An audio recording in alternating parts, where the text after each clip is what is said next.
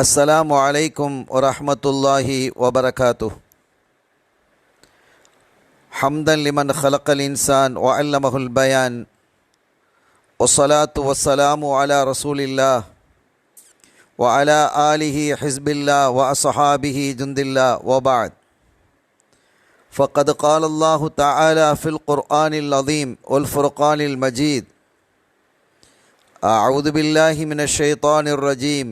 பிஸ்மில்லாஹிர் ரஹ்மானிர் ரஹீம். இன்னத்தீன இந்தல்லாஹில் இஸ்லாம்.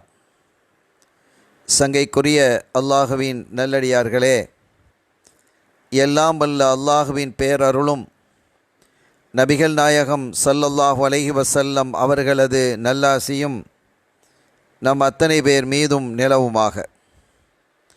அல்லாஹும் அவனது ரசூலும் எந்தெந்த காரியங்களை எடுத்து நடக்க வேண்டும் என்று நமக்கு கட்டளையிட்டுள்ளார்களோ அவை அனைத்தையும் எடுத்து நடக்கவும், எவைகளை தவிர்ந்து நடக்க வேண்டும் என்று உத்தரவு பிறப்பித்துள்ளார்களோ அவை அனைத்தையும் தவிர்ந்து நடக்கவும் ஆரம்பமாக எனக்கும் உங்களுக்கும் நான் வசியத்து செய்து கொள்கிறேன். அல்லாஹ் தௌஃபீக் செய்வானாக. ஆமீன்.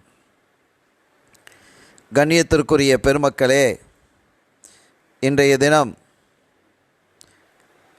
அல்லாஹுவை நெருங்கிய நல்லடியார்களில் ஒருவராக திகழும், இறை நேசர்களில் ஒருவராக விளங்கும் சங்கைக்குரிய ஒரு மகானை குறித்து நாம் பேச இருக்கிறோம். எல்லாம் வல்ல அல்லாஹ் விதித்த அந்த ஏக இறை கொள்கையை நிலைநாட்டுவதற்காக,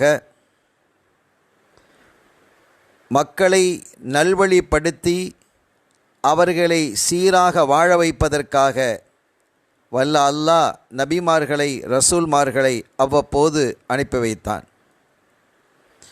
சையதுனா ஆதம் அலைஹிஸ்ஸலாம் அவர்கள் முதற்கொண்டு நம் இதயவேந்தர் ஹாத்தமுர் ரசூல் முஹம்மதுர் ரசூலுல்லாஹி ஸல்லல்லாஹு அலைஹி வஸல்லம் அவர்கள் ஈராக லட்சத்தையும் தாண்டிய இறை தூதர்கள் இந்த மண்ணுக்கு வந்து மனிதர்களை செம்மைப்படுத்தி நேர்வழிப்படுத்தினார்கள்.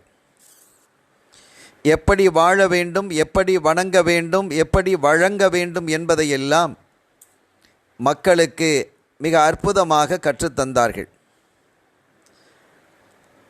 நபிமார்களின் வழியாக அல்லாஹு தாலா வேதங்களையும் வழங்கி, அந்த வேதத்தின் வழியிலே காலமெல்லாம் நடந்து வருவதற்கான போதனைகளையும் இறை தூதர்கள் வழியாக தந்தான். கண்மணி ஸல்லல்லாஹு அலைஹி வஸல்லம் அவர்களுக்கு பிறகு உலகெங்கிலும் வாழக்கூடிய மக்களுக்கு இந்த சத்தியத்தையும் நேர்வழியையும் ஒழுக்கவியலையும் பண்பையும் எடுத்து சொல்வதற்கு ரப்புல் ஆலமீன் அல்லாஹு ஜல்ல ஷானஹு வ தஆலா பல தன்னுடைய நேயர்களை நியமித்தான். அப்படி அத்தகைய நேயர்களாக வாழ்ந்த அந்த பெருமக்கள் அல்லாஹுவை அண்மித்து அவனுடைய அருளை பெறுவதற்கான அற்புதமான வழிகளை காட்டினார்கள். பொதுவாகவே ஒரு கேள்வி சில மக்கள் மனதிலே எழுவது உண்டு. ஷரியத் என்ற ஒன்று தெளிவாக இருக்கும் பொழுது எதற்காக தரீக்கத் என்ற ஒன்றை கொண்டு வருகிறீர்கள் என்ற ஒரு கேள்வியை சில மக்கள் அவ்வப்போது தொடுப்பதும் உண்டு, சில மக்கள் மனதிலே தேக்கி வைத்திருப்பதும் உண்டு. தரீக்கத் என்பது ஷரியத்திற்கு அப்பாற்பட்டது அல்ல. முதல்ல அதை நம்ம விளங்கிக்கிடணும். ஷரியத்தை பொறுத்த வரைக்கும் எல்லா விஷயங்களையும் அது சுவேசுகிறது, எல்லா விஷயங்களையும் அது சொல்லித் தருகிறது. அது வணக்க வழியாக இருந்தாலும் சரி, அல்லது கொடுக்கல் வாங்கல் வியாபாரமாக இருந்தாலும் சரி, அல்லது திருமணம் செய்வதாக இருந்தாலும் சரி, என்ன ஒன்றாக இருந்தாலும், பிரயாணிப்பதா, உடை உடுத்துவதா, சாப்பிடுவதா, குடிப்பதா, தூங்குவதா, மனைவியோடு வாழ்வதா என்ற எல்லாவற்றையுமே ஷரியா நமக்கு சொல்லித் தருகிறது. பிறகு ஏன் தரீக்கத் என்று சொன்னால், தரீக்கத் ஷரியத்தை வலிமைப்படுத்துகிறது. அதை நிறைவாக செய்து அல்லாஹ்வினுடைய பிரியத்திற்கு, அல்லாஹ்வினுடைய நெருக்கத்திற்கு ஆளாக்கக்கூடிய ஒன்றை தான் தரீக்கத்து என்போம். நான் ஒன்றை இங்கே குறிப்பிடுவேன். ஸல்லல்லாஹு அலைஹி வஸல்லம் அவர்கள் பள்ளிக்குள்ளே நுழையிறாங்க. அப்போது இன்னொரு மனிதரும் வர்றார், வந்து தொழுதார். அப்படி தொழுத அந்த மனிதர் தொழுகையை முடித்துவிட்டு ஸல்லல்லாஹு அலைஹி வஸல்லம் அவர்களிடத்தில் வந்து சலாம் சொல்கிறார். ஸல்லல்லாஹு அலைஹி வஸல்லம் அவர்கள் அந்த சலாமுக்கு பதில் சொல்கிறாங்க. பதில் சொல்லிட்டு இர்ஜ ஃபஸல்லி ஃபஇன்னக லம் துஸல்லி அப்படிங்கிறாங்க. நீ திரும்பி போங்க, தொழுங்க, ஏனெனில் நீங்கள் தொழவில்லை அப்படிங்கிறாங்க. இந்த மனிதர் போகிறார், தொழுகிறார், திரும்பி வருகிறார், சலாம் சொல்லுகிறார், சலாமுக்கு பதில் சொல்கிறாங்க. இதே விஷயத்தை திருப்பியும் சொல்லுகிறார்கள். இர்ஜி ஃபஸல்லி ஃபஇன்னக லம் துஸல்லி, போங்க தொழுங்க, ஏன்னா நீங்கள் தொழலை அப்படின்ட்டு. இது 3 தடவை இப்படி நடக்குது. அந்த 3 தடவைக்கு பிறகு அந்த மனிதர் சொல்லுகிறார், ஒல்லதி பஅஸக பில் ஹக்கி மா உஹ்ஸின கைர ஹாதா, நாயகமே எனக்கு இதுக்கு மேலே எனக்கு செய்ய தெரியல, ஃபஅல்லிம்னி, எனக்கு என்ன செய்யுங்க, கற்றுத்தாங்க அப்படிங்கிறாங்க. ஸல்லல்லாஹு அலைஹி வஸல்லம் அவர்கள் கற்றுக் கொடுக்கிறார்கள். எப்படி தொழணும், எப்படி ஓதணும், எப்படி ருக்கூ செய்யணும், எப்படி அதில் அமைதி காக்கணும், துமானீனத்து என்று சொல்லக்கூடிய நிதானம் இருக்கணும், சுஜூது செய்வது என்று எல்லாவற்றையும் அவங்க சொல்லிக் கொடுக்குறாங்க. இப்போ சொல்லிவிட்டு இதை மாதிரி நீங்கள் செய்யுங்க அப்படிங்கிறாங்க. ஏற்கனவே அந்த மனிதர் வேறு விதமாக ஒன்றும் செய்யவில்லை, அவர் இப்படித்தான் செய்தார். இதை குறித்து 2 விளக்கங்களை அறிஞர்கள் பேசுவார்கள். ஒன்று, அவர் அவசரமாக தொழுதார், தொழுகையிலே நிதானம் இல்லாமல் போனது என்று ஒரு குறிப்பிடுவார்கள். இன்னொருவர், அவர் தொழுகிற மாதிரி தான் தொழுதாரு, ஆனால் அவருடைய கல்பு இறைவனின் பக்கம் சார்ந்திருக்கவில்லை. ஸல்லல்லாஹு அலைஹி வஸல்லம் இதன் வழியாக அவர்கள் அந்த இறைவன் பக்கம் இதயத்தை திருப்பக்கூடிய ஒன்றை கற்றுக் கொடுத்தார்கள் என்று சில சூஃபிகள் சொல்லுவாங்க. என்ன விளங்குகிறோம் என்று சொன்னால், நாம் தொழுகையில் இருந்தால் முழு கவனத்தையும் அல்லாவின் பக்கம் திருப்பக்கூடிய ஒரு பக்குவத்தை தரக்கூடியது தான் தரீக்கத். தரீக்கத்தும் இப்படி தான் தொலை சொல்லுது. தக்பீர் கட்டணும், ஃபாத்தியா ஓதணும், ருக்கு செய்யணும், ஏத்திதாலு, சுஜூது, இடையிருப்பு, சுஜூது, அத்தஹியாத், இப்படித்தான் அதுவும் சொல்லுகிறது.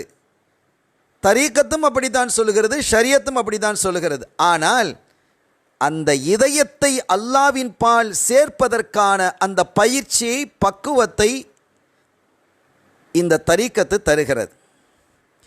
அந்த தரீக்கத்தில் இருக்கக்கூடிய ஷெய்குமார்களாக இருக்கக்கூடிய முர்ஷிதுகள் தங்களினுடைய பிள்ளைகளுக்கு, முரீதீன்களுக்கு அத்தகைய பக்குவத்தை கற்றுக் கொடுப்பாங்க.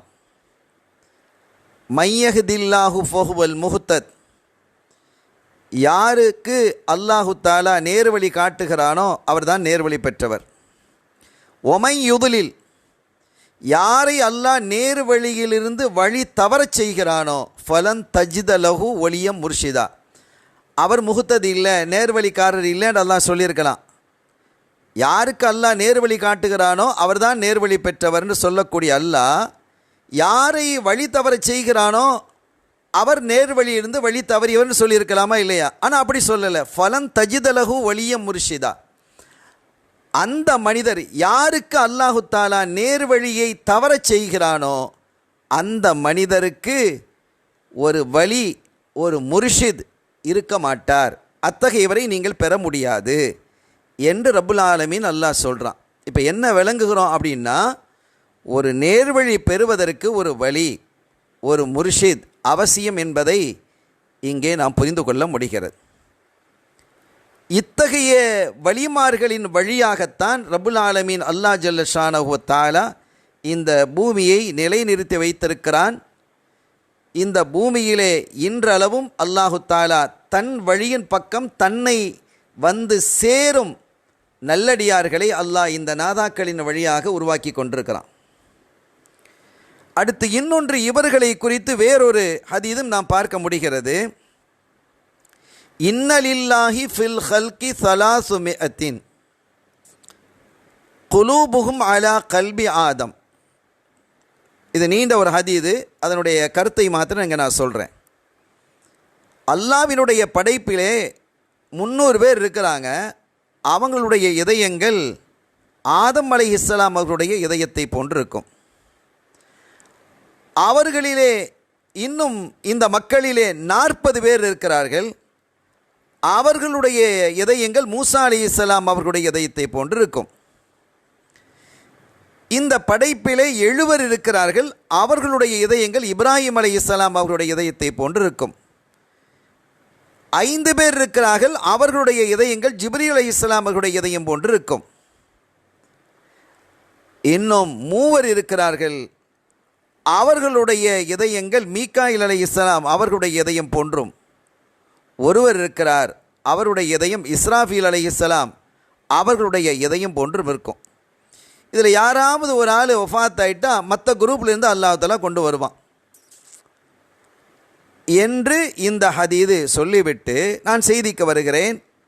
யுஹ்யி வ யுமீத்து வ யும்திரு வ யும்பித்து பி வ யுத்ஃபிஉல் பலாஅ. அல்லாஹு தாலா ஃபபிஹிம், இவர்களை கொண்டுதான் அல்லாஹு தாலா ஹயாத்தாக்குகிறான், அல்லாஹு தாலா மரணிக்கச் செய்கிறான், வல்ல அல்லாஹ் மழை பெய்யச் செய்கிறான், மரங்களை செடி கொடிகளை முளைவிக்கச் செய்கிறான், பிரச்சனைகளை சோதனைகளை அல்லாஹ் தடுக்கிறான். அப்போ இவர்களை கொண்டு என்கிறார்கள். இந்த ஹதீஸ் அபு நுஐமிலே இடம்பெற்றிருக்கிறது, இப்னு அசாக்கிரிலே இடம்பெற்றிருக்கிறது. இதை இப்னு மஸ்ஊத் ரலியல்லாஹு தஆலா அன்ஹு அறிவிக்கிறாங்க. அருமையான பெருமக்களே, அப்போ எல்லாமே அல்லாஹ்வினுடைய நாட்டத்தில் நடக்கிறது தான். அல்லாஹ்வுடைய நாட்டம் இல்லாமல் எதுவும் நடக்காது. ஒரு மோமின், ஒரு முஸ்லீம் யாரும் அல்லாஹ்வுடைய நாட்டம் இல்லாமல் யாராலும் செய்ய முடியும்னு சொல்ல மாட்டாங்க. ஆனால் அல்லாஹு தாலா ஒன்றின் வழியாகத்தான் இன்னொன்றை செய்வான். இப்போ உதாரணமாக நமக்கு பசிக்குது, சாப்பிட்றோம், உணவின் வழியாக பசி தீருகிறது, தண்ணீரின் வழியாக தாகம் தீருகிறது இல்லையா? அதே போன்றுதான் ரப்புல் ஆலமீன் அல்லாஹ் ஜல்ல ஷானஹு வ தஆலா இந்த நல்லடியார்களை கொண்டு மழை பொழிவிக்கச் செய்கிறான், மரங்களை வளர்க்கச் செய்கிறான், முளைக்கச் செய்கிறான், மரணிக்கச் செய்கிறான், உயிராக்குகிறான், சோதனைகளை தடுக்கிறான். இந்த பெருமக்களுக்கு அவ்வளவு பெரிய முக்கியத்துவம் அல்லாஹ் கொடுத்ததற்கு காரணம் அல்லாஹ்வுக்காகவே என்று எந்த ஒன்றையும் செய்வதற்கு இவர்கள் தயாராக இருப்பாங்க. இப்படிப்பட்ட பெருமக்கள் எல்லா காலத்திலும் இருப்பார்கள், எல்லா ஊர்களிலும் இருப்பார்கள். ஒரு கட்டத்தில் ஸல்லல்லாஹு சொல்கிறாங்க, ஃபி புல்தானின் ஷத்தா, இந்த பெருமக்கள் பூமியிலே பறந்து விரிந்து இருப்பாங்கங்கிறாங்க. பல பகுதிகளிலும் அவர்கள் இருப்பார்கள். ஃபி புல்தானின் ஷத்தா, பல ஊர்களிலே இருப்பார்கள் என்று குறிப்பிடுகிறார்கள். அதை குறித்து நீண்ட நேரம் பேசுகிறாங்க ஸல்லல்லாஹு அலைஹி வஸல்லம். மறு உலகத்தில் அவங்களுக்கான பெரிய நூறிலான ஒளியினால மிம்பர்கள் ஏற்படுத்தப்படும். அந்த இதிலே அவர்களை அமர்விக்கப்படும் போது மக்கள்லாம் நினைப்பாங்களாம், இதெல்லாம் எந்த நபிமார்கள் நினைப்பாங்களாம். அப்போ ஸல்லல்லாஹு அலைஹி வஸல்லம் அவங்க சொல்லுவாங்க, உம்மத்தி உம்மத்தி, என்னுடைய உம்மத்து நான் சொல்லும் போது தான் இவங்க நபிமார்கள் இல்லை, ரசூலுல்லாஹ்வுடைய உம்மத்தில் உள்ள அவுலியாக்கள் என்பதை மக்கள் விளங்கிக் கொள்வார்கள். அந்த அளவிற்கு அல்லாஹ் அவர்களை கண்ணியப்படுத்துவான் என்று அருள் நபி முஹம்மது ஸல்லல்லாஹு அலைஹி வஸல்லம் அவங்க குறிப்பிடுறாங்க. அப்போ இந்த பெருமக்களை கொண்டு உதவி தேடுவது, அல்லாஹ்வை நெருங்குவது என்பது ஷரியாத்தில் வலிமையாக்கப்பட்டிருக்கிறது. இதற்கான சான்றுகள் நிறைய இருக்கிறது. என்றாலும் நாம் இன்று ஒரு இறைநேசரை பற்றி பேச இருப்பதால் அதற்கான ஒரு முன்னுரையாக மாத்திரம் நான் இதை வைத்திருக்கிறேன். இந்த தலைப்பிலேயே பேசுவதற்கு நான் வரவில்லை. அந்த இறைநேசரை குறித்து நாம் பேச வேண்டியது இருக்கிறது. உலகத்தில் பல பெருமக்கள் அப்படி வாழ்ந்திருக்கிறார்கள், நாதாக்கள் வாழ்ந்திருக்கிறார்கள். இன்றும் அவர்கள் மறைந்து வாழ்ந்து கொண்டிருக்கிறார்கள், ஆண்டு கொண்டிருக்கிறார்கள், ஆட்சி செய்து கொண்டிருக்கிறார்கள். ஏன்னா அவர்களை அல்லாஹ் தஆலா வலிங்கிறான், வலிய முர்ஷிதாங்கிறான், அலா இன்ன அவுலியா அல்லாங்கிறான், என்னுடைய அதிகாரிகள் என்று குறிப்பிடுகிறான். அதிகாரிகள் என்று சொன்னால் அதிகாரம் கொடுக்கப்பட்டவர்கள் தானே அதிகாரிகள். அப்போ அந்த அதிகாரிகளிடத்திலே சென்று கேட்பது, வேண்டுவது என்பது நியாயமான ஒன்று. அல்லாஹ்வே தன்னுடைய அதிகாரிகளாக அவர்களை நியமித்திருக்கும் போது அந்த அதிகாரிகளிடத்திலே சென்று கேட்பது என்பது இயல்பான ஒன்று. இது ஷரியத்தில் வரவேற்கப்பட்ட ஒன்று என்பதை நாம் புரிந்து கொள்ளணும். இத்தகைய பெருமக்களிலே இந்தியாவில், தமிழகத்தில், காயல்பட்டினத்திலே பிறந்து வாழ்ந்து சத்திய ஜோதி மார்க்கத்தை அழகிய வழியிலே இந்த மக்களுக்கு எடுத்து போதித்த பெருமக்களிலே ஒருவராக திகழ்ந்தவர்கள்தான் அல் ஆரிஃப் பில்லா முஹிப்புர் ரசூல் அஷேகுல் காமில் அஷேக் அப்துல் காதிர் சூஃபி ஹதரத் ஃபாதில் நூரி சித்திகி காதிரி காஹிரி ரலியல்லாஹு தஆலா அன்ஹு அவர்கள். காயல்பட்டினத்தில் இன்றைக்கி இவ்வளோ பேரை சொன்னால் பல பேருக்கு விளங்குறத விட ஷார்ட்டாக சொன்னால் சூஃபி ஹஸ்ரத்துன்றா எல்லாருக்குமே விளங்கும். அந்த அளவிற்கு மிக பிரபல்யமாக திகழ்ந்தவர்கள். காயல்பட்டினத்தில் கம்பெனியார் குடும்பத்தில் அவர்கள் என்ன செய்கிறாங்க, பிரபல்யமான ஒரு குடும்பம் கம்பெனியார் குடும்பம் அப்படின்ட்டு இன்றைக்கி அந்த குடும்பங்கள்லாம் இருக்கிறாங்க. ரொம்ப பிரசித்தி பெற்ற குடும்பம், வணிகத்திலையும் நல்ல கொடிகட்டி வாழ்ந்த குடும்பம், அதே போன்று தான தர்மங்களிலும் சிறந்து வழங்கிய குடும்பம் அது. அந்த குடும்பத்திலே கண்மணி ஸல்லல்லாஹு அலைஹி வஸல்லம் அவர்களுடைய உற்ற தோழராக திகழ்ந்த சையதுனா அபூபக்கர் சித்தீக் ரலியல்லாஹு தஆலா அன்ஹு அவர்களுடைய வாரிசாக 39வது தலைமுறையில் அவங்க பிறக்கிறாங்க. இவர்களுடைய தந்தை பேர் சங்கைக்குரிய அஹ்மது முஹையுத்தீன், அவர்களுடைய தாயார் பேர் சங்கைக்குரிய முஹம்மது இப்ராஹிம் நாச். இவர்களுடைய தம்பதியாக ஹிஜ்ரி 1322 1904 பிள்ளையாக அவங்க பிறக்கிறாங்க. இந்த தம்பதிக்கு ஒரு பிள்ளையாக பிறக்கிறாங்க. சிறு வயதிலே இவர்களுக்கு கல்வி தாகம் அதிகமாக இருந்தது. அவங்களுடைய பெற்றோர் இவங்களை ஹிஃபுது ஓத வைக்கணும், ஹாஃபிஸ் ஆக்கணும்னு விரும்பினாங்க. அதில் பெரிய ஈடுபாடு இவங்களுக்கு இல்லை. கொஞ்சம் ஓதிட்டு அதுக்கு பிறகு ஆலிம் கோர்ஸ் படிக்கணும் அப்படின்னு அவங்க விரும்புகிறாங்க. அதற்கான ஒரு வாய்ப்பையும் அவர்கள் ஒரு கட்டத்திலே பெற்று சென்னை ஜமாலியா அரபிக் கல்லூரியில் போய் ஓதுனாங்க. அதுக்கு பின்னால் பொதக்குடியில் ஓதி அவங்க அதிலே தான் நிறைவுபடுத்துகிறாங்க. அவங்க ஓதக்கூடிய காலங்களிலாம் முன்னால் பட்டம் கொடுக்குற ஒரு வழக்கு இல்லை, அது பின்னால் தான் உருவாச்சு. முன்னாலே நம்ம சிறு வயசுலாம் நிறைய உலமாக்களை பார்த்துருக்குறோம், அவங்களுக்கெல்லாம் பட்டம் இருக்காது, ஆலிம் மௌலவி அப்படின்னு தான் சொல்லுவாங்க. அந்த மதரசாவை சார்ந்து பட்டம் வழங்குவது என்பது இல்லாமல் இருந்தது, அது பின்னால் வழங்கப்பட்டது. அப்போ நம்முடைய ஷேகுனா அவர்கள், சூஃபி ஹதரத் நாயகம் அவர்கள் ஓதி முடிக்கிற காலத்தில் அந்த பொதக்குடியில் அந்த பட்டம் வழங்குகிற வழக்கம் இல்லை, பிந்திய காலத்தில் இருந்தது. அப்போ அவர்களுக்கு வழங்கப்பட்டது. 1349 ஹிஜ்ரி 1349 அவர்களுக்கு அந்த பட்டம் வழங்கப்பட்டிருக்கிறது. ஓதி முடித்ததற்கு பின்னால் அவங்க தொடர்ந்து அந்த மதரசாவில் இன்னும் ஓதணும் அப்படிங்கிற ஒரு ஆசை இருந்தது. என்ன ஓதணும் அப்படிங்கிற ஆசைன்னு சொன்னால், சையதுனா முஹையுத்தீன் இப்னு அரபி ரஹிமஹுல்லா அவர்களுடைய ஃபுசூஸுல் ஹிகம் என்ற கிதாபை ஓதணும். அது ஞான பாட்டையிலே உள்ள ஒரு உச்சம் தொட்ட கிதாப். அது அதனை ஓத வேண்டும் என்ற ஆசை ஏற்பட்டு மதரசாவினுடைய பிரின்சிபலாக இருந்த ஷேக் அப்துல் கரீம் ரஹிமஹுல்லா அவர்களிடத்தில் இதை சொல்லி அவர்களும் அதை அங்கீகரித்து தன்னுடைய ஹாதிமாகவே அவங்கள வச்சுக்கிட்டாங்க. ஒஸ்தாதுக்கு பணிவிடை செய்வது, பிற மாணவர்களுக்கும் அவங்க ஓதி கொடுத்தாங்க. இவங்களும் தன்னுடைய ஒஸ்தாது இடத்துல ஓதிக்கிட்டு வந்தாங்க. அந்த சமயத்தில் தான் ஒரு தடவை ஹைதராபாத் ஷேக் அப்துல் காதிர் சூஃபி நாயகம் ரலியல்லாஹு தஆலா அன்ஹு அவர்கள் பொதக்குடிக்கு வர்றாங்க. அப்படி வந்தபோது அவங்க மாணவர்களெல்லாம் சந்திக்கிறாங்க. நம்முடைய ஷேக்னா அவர்களை பார்த்து, நீங்கள் ஹைதராபாத்துக்கு வாங்கலேன் அப்படின்னு அழைப்பும் விடுக்கிறாங்க. அந்த அழைப்பை ஏற்று இவர்களும் இலங்கை காத்தான்குடியைச் சேர்ந்த ஷேக் அஹ்மது மீரான் சூஃபி வெள்ளி ஆலிமும் 2 பேரும் என்ன செய்கிறாங்க, ஹைதராபாத்துக்கு போகிறாங்க. அப்போ அங்கே போய் நிறைய விஷயங்களை படிக்கிறாங்க. இப்போ ஒரு விஷயத்தை தொழுகை அப்படிங்கிறத படித்தா அந்த தொழுகை எப்படி அல்லாவின் பக்கம் கொண்டு சேர்க்கும் என்பதை சொல்லித்தரக்கூடியது தரீக்கத். எப்படி நீ தொழுகையிலே ஓர்மையோடு இருப்பது, நோன்பு என்பது சாப்பிடக்கூடாது, குடிக்கக்கூடாது, மனைவியோடு இருந்தால் தொடர்பு கொள்ளக்கூடாது அப்படிங்கிறத மட்டும்தான் நம்ம பார்ப்போம். ஆனால் தன்னுடைய உள்ளத்தில் எந்தவிதமான தப்பான எண்ணங்களும் வராமல், பார்வைகள் வராமல், நடத்தைகள் வராமல், செயல்பாடுகள் வராமல், சிந்தனைகள் அந்த பக்கம் செல்லாமல் முழுமையாக பாதுகாக்கக்கூடிய பண்பை தரக்கூடியது தான் தரீகத். அத்தகைய ஞான பாட்டையை நம்முடைய ஷேக்மார்களுக்கு ஹைதராபாத் சூஃபி ஹதரத் ரலியல்லாஹு தஆலா அவர்கள் கற்றுக் கொடுக்கிறாங்க. 6 மாத காலம் அவர்களிடத்திலே இருந்து பையாத்தும் பெற்று, ஹிலாஃபத்தையும் பெற்று, காதிரியா, நக்ஷபந்தியா, ரிஃபாயா, ஜிஸ்தியா போன்ற சில்சிலாவினுடைய வழியிலே அவர்கள் ஹிலாஃபத்தையும் பெற்று அவர்கள் மீண்டும் என்ன செய்கிறாங்க, தாயகம் திரும்புகிறாங்க, காயல் பட்டத்துக்கு வர்றாங்க. ஹிஜ்ரி 1349, அதாவது 1930 அவங்களுக்கு திருமணம் நடைபெறுகிறது. தோல்சாப்பு முகமது அப்துல்லா நாச்சி அவங்க தான் மனைவியாக அமைகிறாங்க.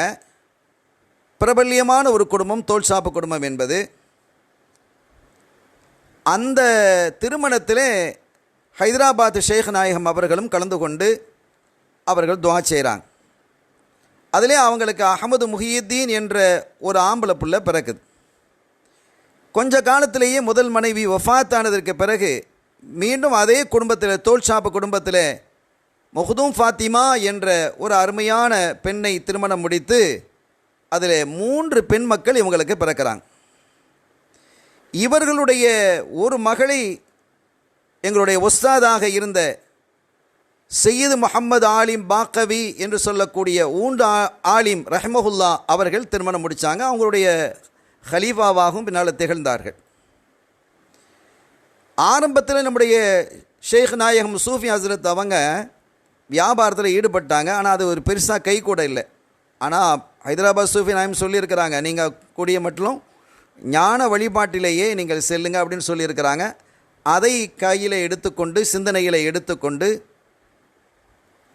அல்லாஹ்வுடைய விருப்பம் இதுவாகத்தான் இருக்கிறது என்பதையும் புரிந்து கொண்டு அவர்கள் ஞானப்பாதையிலே செல்வதற்காக தடம் பதித்தார்கள். 1946 ஆண்டு தன்னுடைய ஆன்மீக சகோதரராக இருக்கக்கூடிய இலங்கை அட்டாளச்சேனையை சேர்ந்த அஹமது மீரான் சூஃபி அவர்களை சந்திப்பதற்காக இலங்கைக்கு போகிறாங்க. ஆனால் அவங்க ஒரு ஊரில் ஹல்வத்தில் இருக்கிறாங்க என்று தெரிந்து இவர்களும் என்ன செய்தார்கள், அங்கே சென்று ஹல்வத்தில் இருந்தார்கள். ஹல்வத்து என்றால் மனித சஞ்சாரத்தை விட்டு அப்பாற்பட்டு முழுக்க முழுக்க தன்னுடைய இதயத்தை அல்லாவின் பக்கம் திருப்பி அவனிலேயே தன்னுடைய சிந்தனையை செலுத்தி கொண்டிருப்பது. அதற்கு பிறகு அவர்கள் காத்தான்குடி, யாராவூர், கொழும்பு போன்ற ஊர்களுக்கெல்லாம் சென்று மீண்டும் என்ன செய்கிறாங்க, அவங்க காயல் பட்டணத்துக்கு வர்றாங்க. அதன் பிறகு தன்னுடைய இந்த ஆன்மீக சகோதரராக இன்னொருவர் இருக்கிறார், கொடிக்கால் பாளையத்தை சார்ந்த, அதாவது தஞ்சாவூர் டிஸ்ட்ரிக்ட் அந்த காலத்தில், இப்போ திருவாரூர் டிஸ்ட்ரிக்டில் இருக்குது, அப்துல் மஜீது சூஃபி ரஹ்மஹுல்லா அவர்களுடைய தோட்டத்தில் இருந்து அங்கேயும் என்ன செஞ்சாங்க, ஹல்வத்தில் இருந்தாங்க. பின்பு காயல்பட்டத்தில் இருக்கக்கூடிய மீகாயில் மஸ்ஜித், அதாவது இரட்டை குளத்து பள்ளி என்று சொல்லக்கூடிய மீகாயில் மஸ்ஜிதிலையும் ஒரு வருஷம் அவங்க ஹல்வத்தில் இருந்திருக்கிறாங்க. 1949 ஆண்டு மீண்டும் இலங்கைக்கு சென்று சம்மான்கோட்டு பள்ளியிலே கொஞ்ச காலம் இமாமத்தில் இருந்திருக்கிறாங்க. ஆனால் மக்களுக்கு இந்த ஆன்மீக தேடலை உண்டு பண்ண வேண்டும் என்ற எழுச்சியான எண்ணத்தோடு அவர்கள் அங்கிருந்து கிளம்பி இலங்கையினுடைய பல பகுதிகளுக்கும் என்ன சென்றாங்க. சில காலம் அங்கே பெட்டாவில் இருக்கக்கூடிய, இலங்கை பெட்டாவில் இருக்கக்கூடிய, கொழும்பு பெட்டாவில் இருக்கக்கூடிய மேமன் பள்ளிகளையும் அவங்க தங்கி இருந்திருக்கிறாங்க. அங்கிருந்து எல்லா பகுதிகளுக்கும் சென்று ஆன்மீக போதனையை அவர்கள் என்ன செய்திருக்கிறார்கள், வழங்கி இருக்கிறார்கள். நினைவிலும் மூச்சிலும் ஒவ்வொரு அசைவிலும் வல்ல அல்லாஹுவை நினைத்து போற்றும் முராக்கபா பயிற்சியையும் அவர்கள் என்ன செஞ்சு கொடுத்துருக்கிறாங்க. நீ வியாபாரத்தில் இருக்கிறியா, அல்லாஹ் விட்டு நீ விலகக்கூடாது. அல்லாஹ் சொல்வான், ரிஜாலுன் லா துல்ஹீஹிம் திஜாரத்துன் ஒலா பையுன் அன் திக்ரில்லா. சில சத்தியவான்கள் இருக்கிறார்கள், அல்லாஹ்வினுடைய திக்ரை விட்டு எந்த ஒன்றும் வியாபாரமோ கொடுக்கல் வாங்கலோ எதுவுமோ அல்லாஹ் விட்டு அவர்களை தூரப்படுத்தாது, விலக்கிடாது, அவர்களை பாராமுகமாக ஆக்காது என்று சொன்னான். அந்த அடிப்படையிலே இந்த மக்களை உருவாக்க வேண்டும் என்று அவர்கள் ஆசைப்பட்டு இத்தகைய பயிற்சியை அவர்களுக்கு வழங்கி வந்தார்கள். அதன் வழியாக நிறைய முரீதீன்களை அவர்கள் கொண்டிருந்தார்கள். 1963 அவர்கள் புனித ஹஜ்ஜை நிறைவுபடுத்தினார்கள். அகத்தை சுத்தப்படுத்தக்கூடிய முழு பயிற்சியையும் தன்னுடைய முரீதீன்களுக்கு அவர்கள் வழங்கி வந்தார்கள் என்பது நிறைய சான்றுகளாக அமைகிறது. அவர்கள் பல நூல்கள் எழுதியிருக்கிறார்கள், ஆன்மீக நூல்கள். அத்தொஹஃபத்துல் முர்சலா, அஸ்ஸுலூக், ஞான தீபம், அத்தகாயிக், அஸ்ராருல் கல்வத் போன்ற பல ஆன்மீக நூல்களை அவர்கள் எழுதியிருக்கிறாங்க. இது அல்லாமல் கொள்கை சார்ந்தும் பல நூல்களை எழுதியிருக்கிறாங்க. இலஹாருல் ஹக், உலமாக்களின் உண்மை ஃபத்வா, காதியானி, தேவ்பந்து சம்பாஷணை, மௌதூது சாஹிபும் அவரது ஜமாத்தை இஸ்லாமி இயக்கமும், தப்லீக் ஜமாத்தில் வஹாபியத்தின் விஷக்கருமிகள், தப்லீக் என்றால் என்ன, தன்னறிவில்லா தக்க பதிலுக்கு தகுந்த விதமான தலையில் தட்டு, புலியை கண்டு ஓட்டம் என்று பல கொள்கை சம்பந்தமான கிதாபுகளை அவர்கள் வழங்கியிருக்கிறார்கள். குறிப்பாக தமிழ் பேசக்கூடிய உலகிலே தப்லீக் ஜமாத்தினுடைய அந்த ஆழமாக ஊண்டியிருந்த அந்த நிலையிலிருந்து மக்களை பாதுகாத்து, பொதுவாக தப்லீக் ஜமாத்துன்னு சொன்னால் நல்லதானே செய்கிறாங்க, தொழுகைக்குத்தானே அழைக்கிறாங்க, காலியாக கிடந்த பள்ளிகளை கொண்டு வந்து தொழுகையின் மூலமாக மக்களை கொண்டு வந்து நிரப்புகிறாங்க அப்படிங்கிற ஒரு எண்ணம் பொதுவாக நல்லெண்ணம் மாதிரி இருக்கிறது. அது நல்லெண்ணம் தான். ஆனால் அதற்கு பின்னணியில் எவ்வளோ பெரிய சதிகள் இருக்கிறது. இறைவனை விட்டு இவர்களை தூரப்படுத்துவது, ஸல்லல்லாஹு அலைஹி வஸல்லம் அவர்களை விட்டு தூரப்படுத்தக்கூடிய ஒரு மாபெரும் சதி திட்டம் இந்த தப்லீக் ஜமாத் என்பதை தமிழ் உலகத்தில் முஸ்லீம்களாக இருக்கக்கூடிய தமிழ் பேசக்கூடிய முஸ்லீம்களுக்கு எடுத்து காட்டியவர்களில் இவர்களே முதன்மையானவர்கள். இவங்க இல்லைன்னு சொன்னால் இன்றைக்கி நிறைய பேர் அந்த வழிகாட்டில் போய் சிக்கியிருப்பாங்க. அதோடு மாத்திரம் அல்லாமல் இந்த பெருமகனார் ஹிஸ்புல்லா சபை என்று அமைத்து ஒரு அமைப்பை ஏற்படுத்தி அதன் வழியாக இதயத்தை தூய்மைப்படுத்தக்கூடிய ஆன்மீக பயிற்சி அவர்கள் வழங்கினார்கள். காயல்பட்டணம், தூத்துக்குடி, மேலப்பாளையம், கேரளாவில் பீமாப்பள்ளி, இலங்கையிலையும் பல இடங்களிலே இது போன்ற ஹிஸ்புல்லா சபையை அவங்க அமைத்து அதன் வழியாக இறை நெருக்கத்தையும் மக்களை இறைக்கு பக்கத்திலே அருகாமையிலே அல்லாஹுவை அண்மிக்கக்கூடிய அந்த பாதையிலே கொண்டு வந்து சேர்த்தார்கள். எத்தனையோ விமர்சனங்கள், தனி மனித அச்சுறுத்தல்கள் என்று எதற்கும் அஞ்சாமல், எந்த விமர்சனங்களுக்கும் பதில் சொல்லாமல் சுன்னத்துல் ஜமாத்தினுடைய கொள்கையை எடுத்து சொல்லக்கூடிய மாபெரும் வீரராக அவர்கள் திகழ்ந்தார்கள். மிக எளிமையான வாழ்க்கை. அவங்க தோற்றத்தை பார்த்தாலே ரொம்ப எளிமையாக இருக்கும், படவுபடாமல் எதுவும் இருக்காது. பல இடங்களுக்கு அவர்கள் சாதாரணமாக பஸ் ஏறி என்ன செஞ்சுருக்கிறாங்க, செல்லுவாங்க.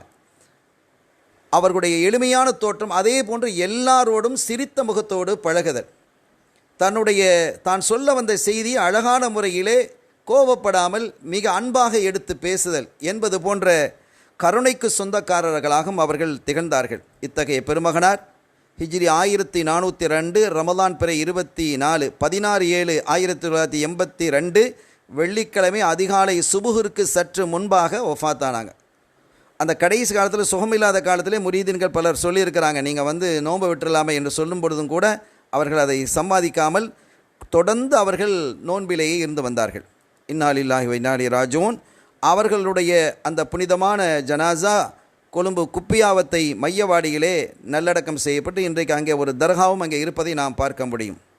எல்லோருடையும் சமமாக வாழ்ந்து எளிய வாழ்க்கை வாழ்ந்து தமிழகத்திலிருந்து இலங்கைக்கு சென்று மிக அற்புதமான போதனைகளை போதித்து வென்ற பெருமக்களில் உன்னதமான இடத்தை பெற்றவர்களாக நம்முடைய ஷேக் நாயகம் சூஃபி ஹதரத் ரலியல்லாஹு தஆலா அன்ஹு அவர்கள் திகழ்கிறார்கள்.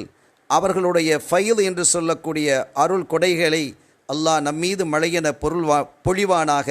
பிஹக்கி ஹபீபிஹி ஸல்லல்லாஹு அலைஹி வஸல்லம். எல்லாம் வல்ல அல்லாஹ்வின் அருளையும் ஸல்லல்லாஹு அலைஹி வஸல்லம் அவர்களது ஷஃபாத்தையும் பெறுவோமாக. வஆகிர் தஅவானா அல்ஹம்துலில்லாஹி ரப்பில் ஆலமீன். வஸ்ஸலாமு அலைக்கும் வரஹ்மத்துல்லாஹி வபரகாத்துஹு.